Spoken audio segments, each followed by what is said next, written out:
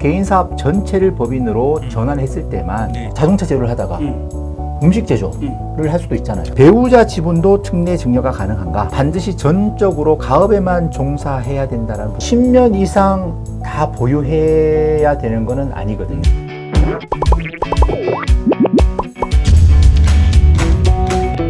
안녕하세요. 중소중견기업 보스들의 골치 아픈 고민을 타파해줄 보고파TV를 책임지고 있는 윤책임입니다. 자, 오늘은 가업승계 지원제도에서 가장 헷갈리는 질문들만 뽑아서 한번 얘기 나눠보도록 하겠습니다. 자, 옆자리는 경영 컨설팅 전문가 이혁 전무님 모셨습니다. 안녕하십니까? 네, 안녕하세요. 안녕하십니까? 자, 저희가 네. 가업상속 공제나 가업승계 증여세 과세 특례에 대해서 네. 좀 얘기를 여러 번 많이 나눠봤습니다. 네, 예. 근데 이게 이론과 실제가 좀 다르다고 예. 막상 이게 적용하려니까 헷갈리는 내용도 많고 궁금한 사항도 되게 많을 거라 생각이 듭니다. 그렇죠. 특히 이제 올해 그 특례 증여나 상속 공제에 대해서 이제 대상이나 혜택이 좀 늘어나면서 실질적으로 세금 굉장히 크게 절세되는 효과가 있잖아요. 그렇죠. 근데 그만큼 세제 지원되는 만큼 여건도 생각보다 까다롭습니다. 맞습니다. 그리고 현재 법 조문 이외에 사실 행간을 좀 들여다봐야 되는 부분도 있고요. 실제로 이제 그런 내용이 생각보다는 좀 복잡하더라. 네. 예, 그런 내용입니다. 자, 그래서 이번 시간에는 이 국세청에서 뽑은 헷갈리는 내용 중에서 네. 한 30가지 네. 정도를 두 편에 나눠서 한번 진행해 보고자 네, 합니다. 네. 예, 먼저 좋습니다. 가업 상속 공제부터 시작할 건데요. 네. 100% 지분을 보유하는 해외 법인의 매출액을 포함하면 5천억이 초과되고 포함하지 않으면 5천억 미만인 경우에는 가업 상속 공제를 어떻게 하는 걸까요? 네.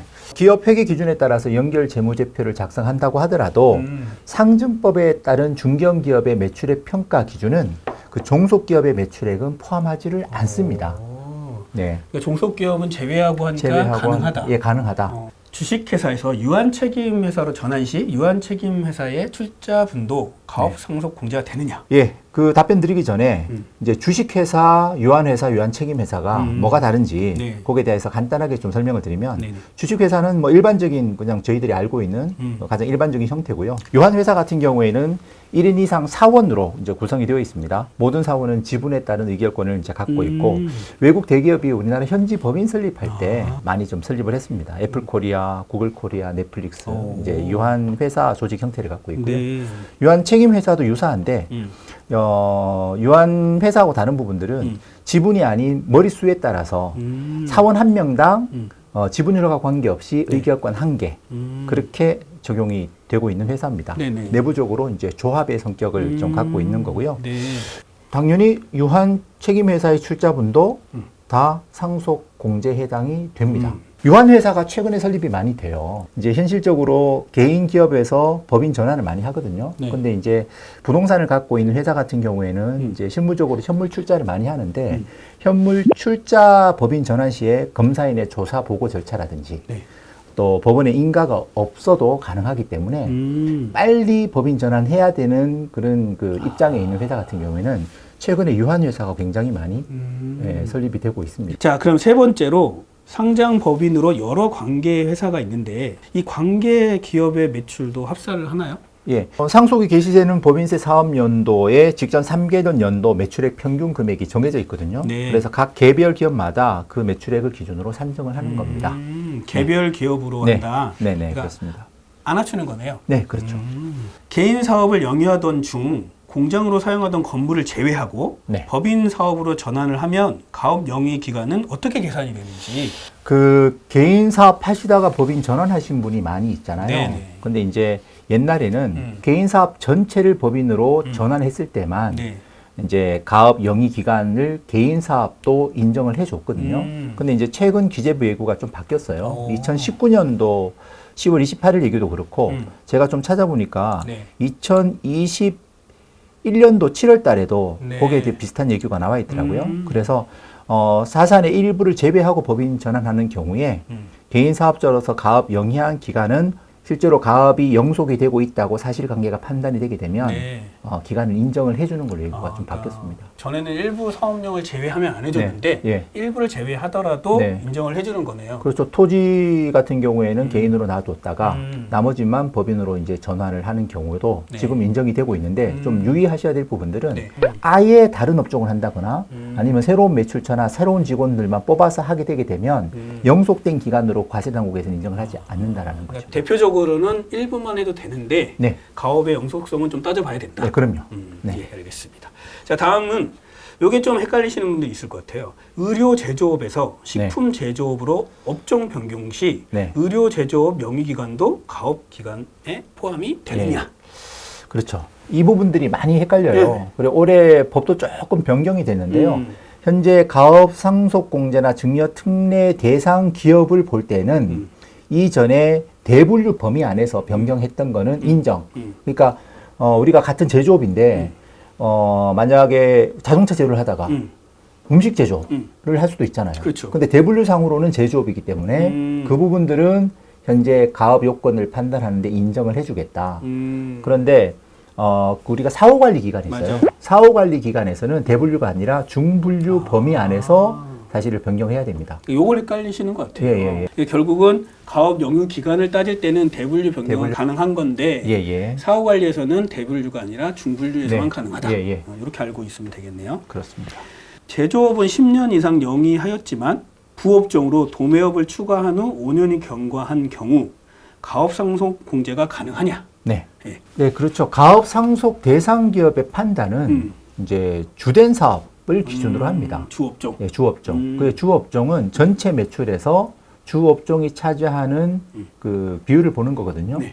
그러니까 여기서 보면 제조업인 거네요. 네, 예. 근데 이제 현장에서 많이 대표님께서 실수하시는 거가, 네. 뭐, 산업 표준 분류상으로는 나는 도매업으로, 코드가 되어 있고, 네. 계속 그냥 도매 상품 매출이 많았는데, 네. 중간에 한번 상품 매출, 제조 매출이 같이 있는 상태에서, 일시적으로 제조 매출이 한번 높았었던 경우가 있을 수도 있잖아요. 그렇죠. 그거를 가업 영위 기간으로 다 포함을 해서 볼 수 있다라는 거죠. 그렇죠. 예. 근데 이제 실질적으로 들여다보게 되면 조정 계산 들여다보게 되게 되면 네. 주업종이 중간에 변경이 되어 있어서 오. 요건 자체를 충족 못하는 경우도 발생이 됩니다. 주업종이 바뀌는 경우가 매출 때문에 생길 수가 있다. 네, 생길 수가 있습니다. 주의하셔야 이것도 될 좀 사항 따져봐야겠네요. 네네. 자, 그 다음이 법인 가업의 가업 영유 기간은 어떻게 계산을 하느냐? 네. 여기에 가장 또 많이 물어보죠. 가업 영위 기간은 이제 이번 이제 세법에 네. 이제 상세하게 그 기준대로 나와 있는데요. 네.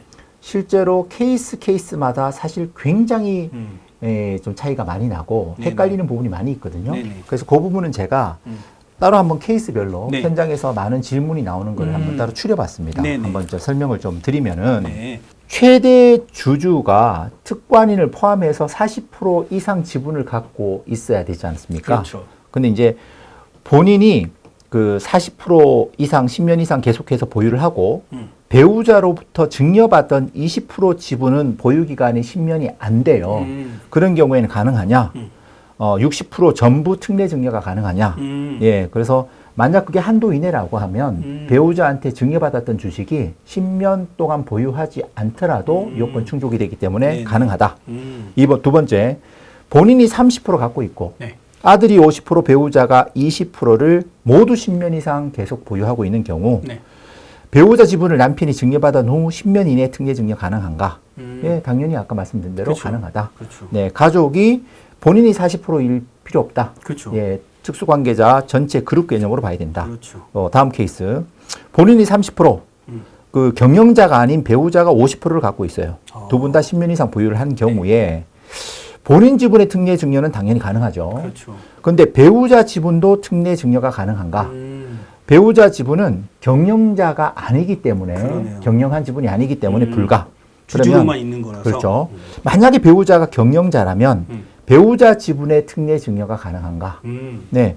만약 배우자가 요건을 갖춘 지분이라면 가능합니다. 그렇죠. 단 부부 중 한쪽만 맞아요. 보유 중인 지분만 특례 증여가 아니면 특례 상속이 가능하다. 맞습니다. 네, 그런 내용이고 네. 마지막으로 본인하고 특수관계자 지분 포함해서 40%를 갖고 있어요. 네. 그래서 40% 요건은 충족을 했습니다. 근데 10년 이상 계속해서 보유를 하고는 있지만 다른 특권자 그룹이 60%를 갖고 있는 주주가 있는 경우에 네. 과연 본인 지분의 특례 증여가 가능한가? 예, 이 경우는 네. 불가하죠. 오. 최대 주주라고 나와 있거든요. 60%를 갖고 있는 다른 특권인 그룹이 최대 주주이기 때문에 본인 지분의 특례 증여라든지 가압상속 공제는 불가능하다. 다른 특권자 그룹의 60%랬는데 그런 경우 어떤 경우가 그러니까 동업을 하는 경우, 그죠? 아. 그런 경우 많이 있죠. 공동대표가 있는데 네. 이쪽 대표 특권자, 이쪽 네. 대표 특권자 있는데 나는 네. 40%인데 여기 60%가 네. 버리면 나는 못하는 거죠. 맞아요. 그래서 제가 제 고객 중에서도 현재 지금 아버지 때부터 공동 경영을 해오는 회사가 있어요. 네. 그래서 그게 지분율은 5대 5입니다만 실질적으로 각 가문의 지분율은 서로 지키는 걸로 협의가 돼서 각각의 가압 승계를 하고 있어요. 네. 그런 경우에는 얼마든지 좀 따져볼 수 있는 케이스가 될 수 있을 것 같습니다. 그래도 이것도 좀 따져봐야겠네요. 네, 일일이 좀 따져보고요. 네. 세무 전문가로부터 다 확인을 하고, 맞아요. 예, 그래서 실행을 해야 되는 사항이에요. 그리고 제가 현장에서 상담을 해보게 되면 법이 변경된 전후로 각각이 맞을 수도 있고 틀릴 수도 있는 그럴 거예요. 수도 있네요. 그러니까 대표님이나 우리 컨설턴트가 알고 있는 내용이 그게 진실이 아닐 수도 있다. 꼼꼼하게 또 예, 따져봐야 된다. 매해 법도 바뀌고요. 거기에 대한 해석 기준도 변경이 되고 있기 때문에 맞아요. 일일이 하나씩 좀 따져봐야 되는 부분입니다. 맞습니다. 네. 자, 상속인 전문 경영인과 각자 공동대표 이사로 되었던 기간도 대표이사 재직 기간에 포함이 되느냐? 네, 네. 네, 포함이 됩니다. 그래서 대표이사로 선임되고 네. 등기부 등본의 이사로 등재가 돼서 그에 대한 증빙이 있고 실제 대표이사직을 수행하는 경우 뭐 가능하죠. 인정해 주는데 여기도 조심할 거가 실제 경영했었던 여부를 보는 거거든요. 아, 그렇죠. 실제 경영이 예, 필요한 예. 거죠. 특례 증여나 가업 상속 공제를 하게 되면 필히 나중에 소명 요청이 들어옵니다. 예, 이제 그 세무조사 같이 그렇게 들어오고 있는데 등재만 된 것 같고는 또 안 그렇죠. 되네요. 근데 만약에 뭐 공동대표 2명이든 3명이든 그렇게 돼 있다 그렇게 되면 실제로 이분 전체가 실제 경영에 참여를 했는지에 대한 사실관계 입증에 대한 부분이 있는 거죠. 맞아요. 네. 자, 다음은 8년 대표이사 재직 후 대표이사직에서 물러난 후 재취임하여 5년간 대표이사로 재직한 경우 네. 가업 상속 공제가 가능하냐? 네. 그래서 이 부분도 마찬가지요. 이게 10년 연속으로 보는 것이 아니라 대표 재직 기간 통산 네, 10년 이상 내가 경영을 했으면 요건을 충족한 걸로 그렇게 보고 있습니다. 저도 10년 이상 하면 10년 동안 쭉 해야 된다고 생각했더니 그냥 네. 총. 네, 예. 통산해서 예, 재직 기간을 판단을 하게 됩니다. 자, 그 다음은 가업상속 공제를 적용받기 위해서 사망 시까지 회사를 경영해야 되냐? 네. 이 종전에서는요, 경영에서 물러난 이후 사망으로 상속이 개시되는 경우에는 네. 가업상속 공제를 못 받는 거라고 해석을 했었는데, 근데 기재부 예규가 변경이 됐어요. 그래서 22년 나온 그 예규를 보게 되게 되면, 네. 현재 상속 개시일 현재 가업에 종사하지 아니하였더라도 가업상속 공제 요건을 충족을 했더라면 네. 적용받을 수 있다. 그렇게 예규가 나와 있습니다. 그러니까요. 예전에는 그러면은 내가 그만 좀 물러나고 싶어도 네. 가업상속 공제를 받기 위해서는 계속 일을 하셨어야 되는 거네요. 그렇죠. 그래서 실제로 본인이 건강도 좋지 않고 뭐 영양도 안 되시고 건강도 예, 힘드시면은 오히려 그 자리 계시는 게 기업 경영하시는데 굉장히 맞아요. 걸림돌이 될 수 있거든요. 근데 이제 상속 공제를 받아야 되기 때문에 어쩔 수 없이 그렇게 하는 경우 그런 폐해가 있었던 거죠. 네. 자, 다음은 비상장 기업이 상장된 경우에도 지분율을 계속 40% 유지해야 되냐? 상장 기업과 비상장 기업의 지분율 요건이 다릅니다. 맞습니다. 예, 비상장 회사는 40% 이상이고요. 상장 기업 같은 경우에는 20% 이상 지분 보유를 하면 되기 때문에 맞아요. 한마디로 40%는 비상장일 때만 유지하는 거고 네, 상장되고 나서는 20% 네. 유지하면 되는 네. 거네요. 상속인이 다른 사업체를 운영하면서 가업에 종사를 하는 경우 네. 가업 상속 공제가 가능하냐? 이런 경우도 좀 많을 것 같아요. 네, 그런 경우도 많죠. 그래서 뭐 여러 개 사업체를 경영할 수도 있고, 네. 그죠? 그런 경우에 다른 사업체 대표이사로 재직하면서 해당 가업의 상속 개시일 2년 전부터 계속하여 직접 종사한 경우 가업 상속 공제 가능하고 반드시 전적으로 가업에만 종사해야 된다는 부분은 없습니다. 겸업을 하더라도 네. 그 가업에 실질적으로 경영과 의사 결정에 중요한 역할을 담당하고 경영을 했다라고 하게 되면 네. 가업에 직접 종사한 경우라고 이제 봐주고 있어요. 네. 그게 포함된다고 해석을 하고 있는데 여기도 마찬가지. 그런 경우에 이제 과세 당국에서 더 철저하게 보겠죠. 그런 경우에 실제 경영했었던 여러 이제 증빙 같은 부분들, 사실관계는 철저하게 잘 준비를 해두고 있어야 된다. 그래서 네. 업무 지시를 한다거나 뭐 결제를 한다거나. 가업을 3명의 자식에게 공동 상속이 네, 가능하냐? 네. 이것도 좀 궁금해하실 것 같아요. 그렇죠. 예전에는 그 상속인 한 명에게만 가업 전체를 줄 수 있었었거든요. 가업 상속 공제가 가능했는데 네. 이제 이런 부분에 대한 여러 가지 좀 문제가 있어서 지금은 이제 공동 상속 다 허용이 됩니다.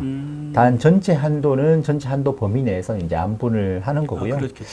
자, 그럼 요거랑 좀 이어지는 질문인데 2개 이상의 가업을 자녀 2명에게 각각 상속하는 경우도 가업 상속 공제가 가능하냐? 네, 각각 가업 상속 요건을 충족하고 또 피상속인 상속인 요건을 충족한다라고 하게 되면 각각 사업체를 자녀 2명에게 각각 가업 상속하는 것도 가능합니다. 이것도 가업 상속하고 가업 승계 증여하고 각각 그 시기별로 다 달라요. 맞아요. 네, 그래서 그 부분도 검토를 하고 요건 확인을 하고 하셔야 될 것 같습니다. 그러니까요. 자, 그 다음에 이제 또 궁금해하실 게 가업 상속 재산에 관련된 내용인데요. 네, 네.